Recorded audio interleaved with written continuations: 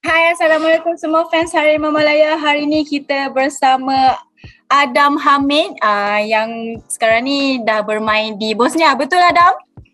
Yes, that's right. Bosnia. Okay. Adam, boleh tak kenalkan diri dulu dekat semua fans Harimau Malaya? Mungkin lah tak tahu sedikit latar belakang Adam selama ni.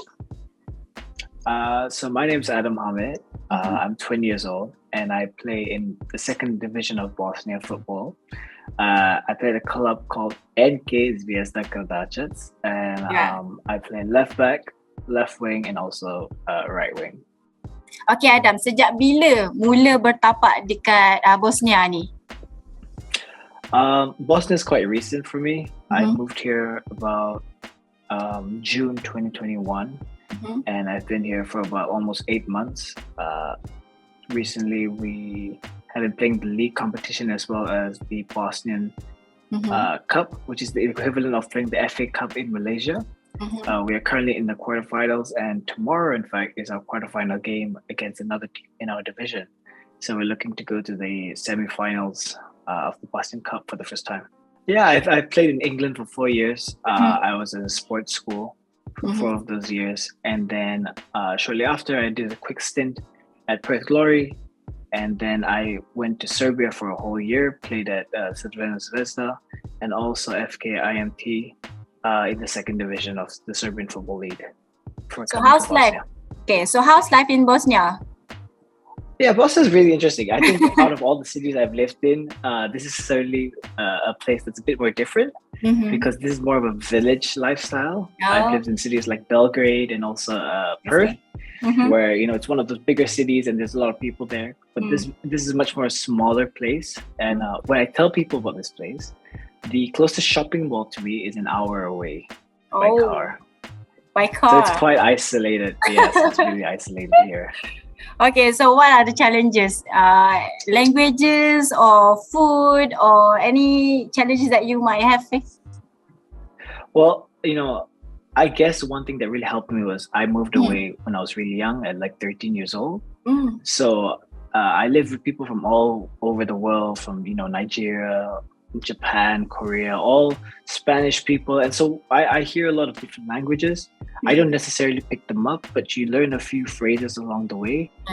And so I'm really blessed in that way. And so when I came over to Bosnia, it took me about 2 months. I've learned enough of the language to understand it. So much so that when the coach is speaking or somebody's trying to have a conversation with me, it's really important that I understand and I'm able to communicate back something at least as efficient as possible. So in terms of communication, I'm not one of those that struggle at that. In terms of food, I think upbringing in Malaysia is quite good because you come across a wide range of foods. Yeah. So I don't really struggle with that. I'm really blessed in the sense that I tried a lot of things at a young age. I was not one of those people that backed away. And, I like different foods like sushi and all these kind of things. Yeah. So, when you travel the world, everything, all the different foods, you try new things. And I really like doing that.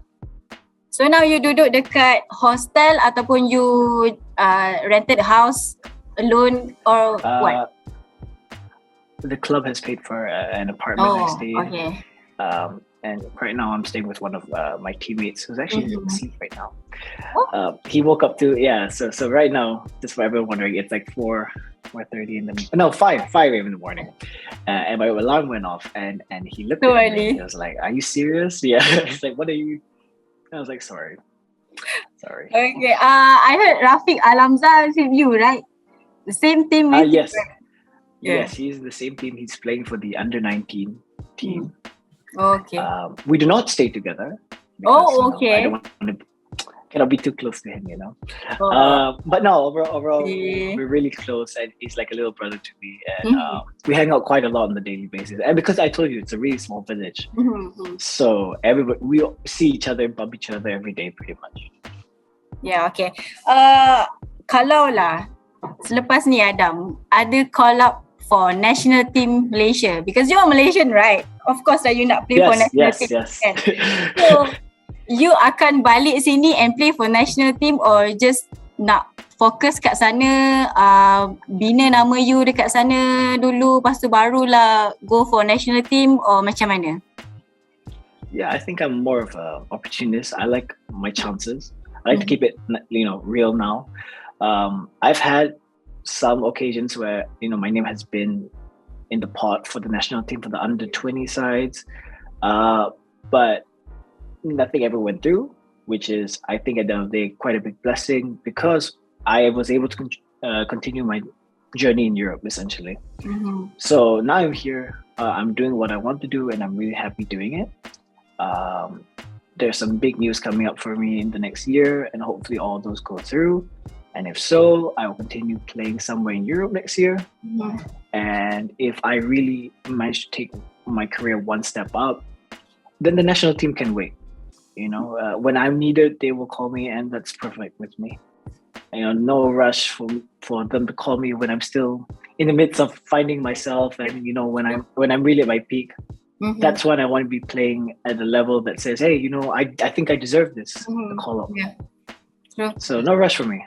No rush. Alright.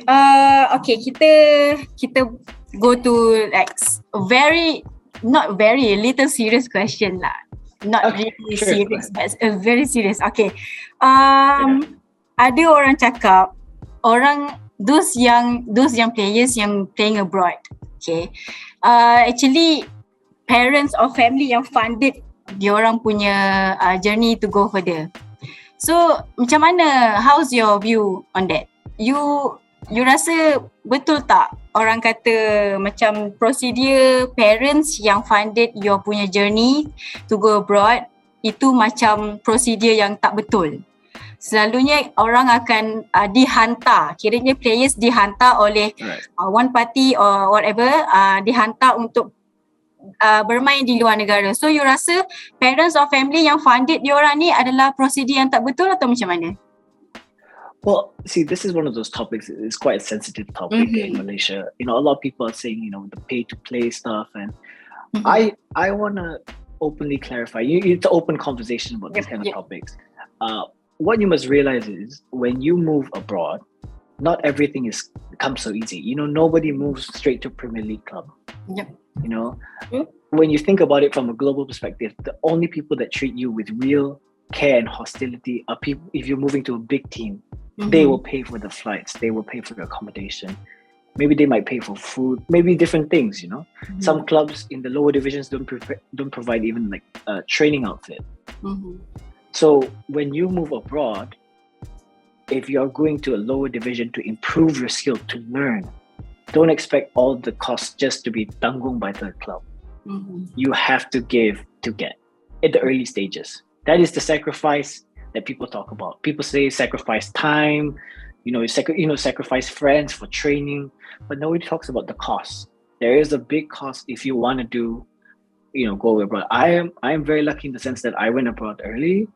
I sorted these costs out at a much earlier stages, and I'm okay because I know, alhamdulillah to my family, we were not struggling at the time, and we managed to go through the first stage.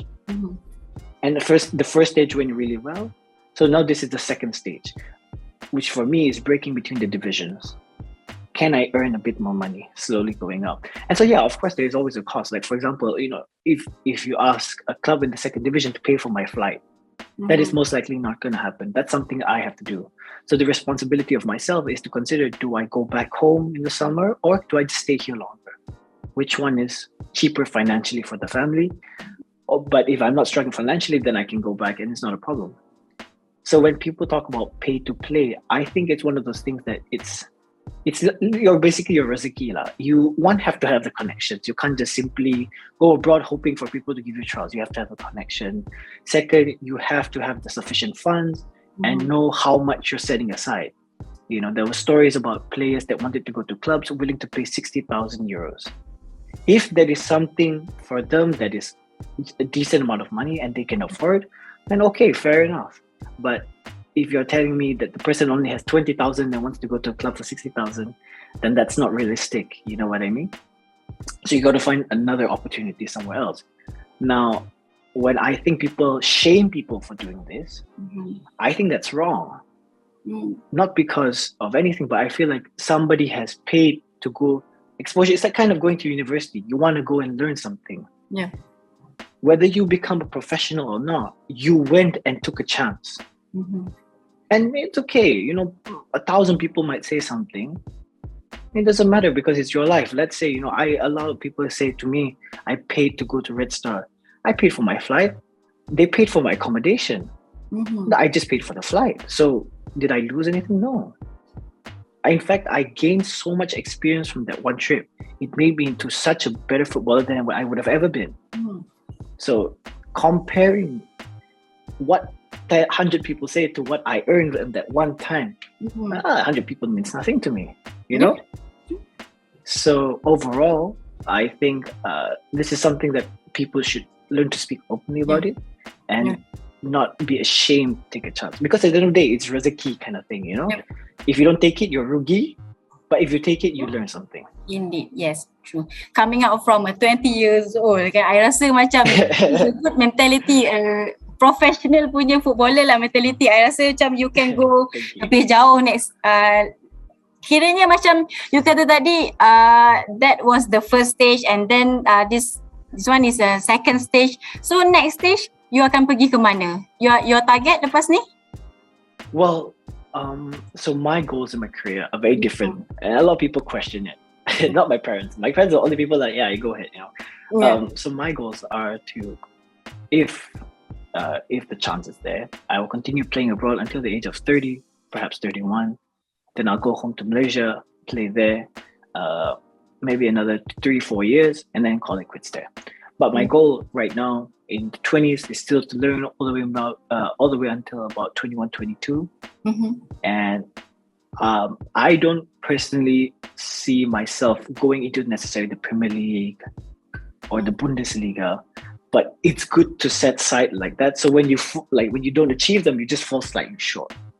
Compared to you choosing, let's say example, I just only choose the second division in Bosnia, then most likely that is the highest I will ever reach. You know what I mean? So my goal right now is to try and go into places like maybe Portugal, second division Italy, be realistic with the goals, but at the same time aim at a really high standard. And that's more for the experience. So when you go back to Malaysia, you have a really nice CV as well. And I have such a nice career, and I have friends from all over the world. And for me, that's more important. Compared to, if you go just in Malaysia, you have the import players that come into your team. That's the closest thing you have to an international experience. Maybe you play for the national team, maybe you play against other teams, you travel. But I mean, not many people say they have traveled to Bosnia, and said they played in a division there and they went through the struggle I went through. And, there's different problems. But then the day, it's a story. And so my story is very different to a lot of people. But when I speak about it, you can hear there's a big difference between how I would speak to you and how I would speak to somebody and how I inspire people. It's very different because my struggle is very different to what people in Malaysia might suffer. So, yeah. Okay, so macam you cakap tadi, maybe you dah umur 31 baru you akan balik ke Malaysia and play for Malaysia. So, mungkin masa itu akan ada orang cakap 31 is too tua, terlalu tua, mungkin kiranya dah habis season untuk seorang player yang main bola. Kiranya 31 tu macam dah, kiranya dia punya, macam mana kita nak kata, cara dia post peak. Yep. I guess you could say. Speed and everything lah. Kiranya dah berkurang, dah tua. So you rasa, so you believe in experience, or you akan rasa, I dah tua pun boleh lagi main. So you rasa macam mana? Orang akan kata, okay, you dah tua tapi you ada experience yang bagus, so you boleh main. So you rasa macam mana? Well, of course, this all comes with the condition of my body. I don't know how it'll be. The best I can do is take care of it today and see how it goes over time. Now, I had the pleasure of watching one player train. One particular player that I've watched when he used to play for Selangor. I once saw Amir Yahya train. Yeah. And when I watched him train and how many times he asked for the ball in one training session, I watch the games on YouTube, but I don't particularly follow a particular club. But I remember watching Amir Yahya train and I thought to myself, wow, I think he's older than everyone else, but he wants the ball more. He's shouting, he's going from pitch to pitch. He went from defense to attack. And he's probably one of the oldest players in the team. So I thought to myself, if he can do it, and now he's still performing for Sabah, as you see. Yes. If he can do something like this, I must aspire to do even better. But at least this sets a standard for me. Because on the local scene, you know, over here we don't really have many players about 38 years old playing anymore. Not in my team, at least. So at least I can take inspiration from the way Amri Yahya brought about himself. Because the way intensity he brings himself, the way he carries himself in training, he carries himself like a captain. And I didn't even know if he was the captain at the time. So you see what I mean? So I aspire to be something like that. Okay, kita dah nak ke soalan yang terakhir. So kita nak tanya soalan yang macam relax sikit lah. Who's your idol? Who's your idol? Who brings you to this level? Who inspires you the most? Instead of Amri Yahya lah.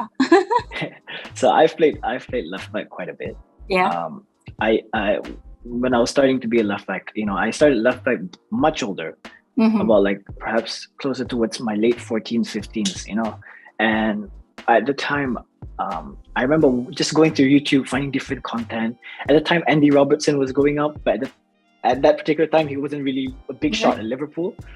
So he was not the one. I followed Paolo Maldini quite a lot. And that might surprise a lot of people because, you know, they say you never watched him live. But, you know, you watch his highlights, you watch the way, you know, the tackling. And that's very classic Italian style, you know, defending. And I really like the way, you know, for example, the way Juventus carry themselves in the defending. That was it back then. Over time, it got to Gareth Bale for a bit.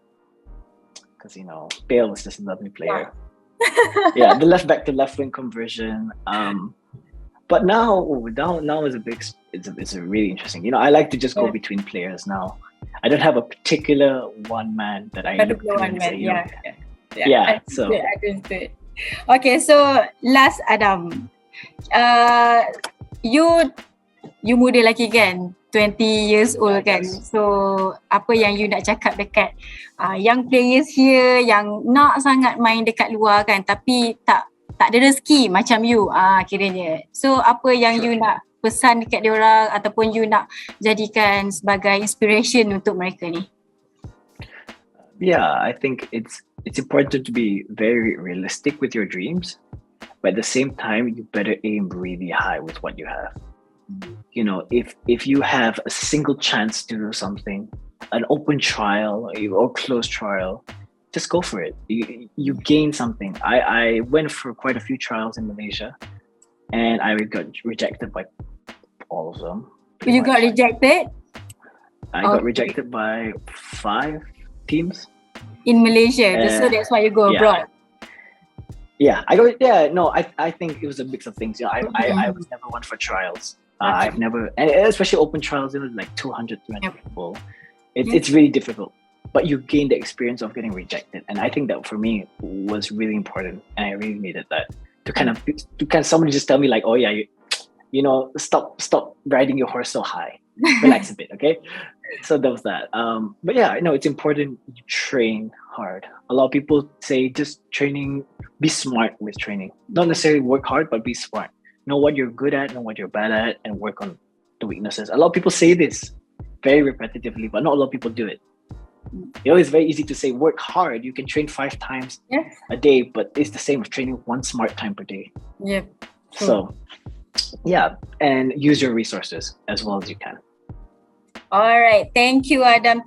So thank you so much. Lepas ni you akan ke next stage and go higher, and aim higher, go higher, orang kata kan. So macam good luck for your new adventure lah kiranya kan. So good luck di sana. May everything goes well with you. Thank you for today. Banyak dah kita dapat input, kita dah kenal dah siapa Adam Hamid yang sebenarnya, kita dah kenal latar belakang, macam mana dia pergi ke Bosnia dan sebagainya. So semua fans Harimau Melaya jangan lupa follow semua social media kami, dan jangan lupa subscribe YouTube channel, jangan terlepas sebarang konten. Thank you Adam Hamid, and sorry ganggu you pagi-pagi kira bangun kan. Oh my god, no, it's okay. It's Alright, totally thank you.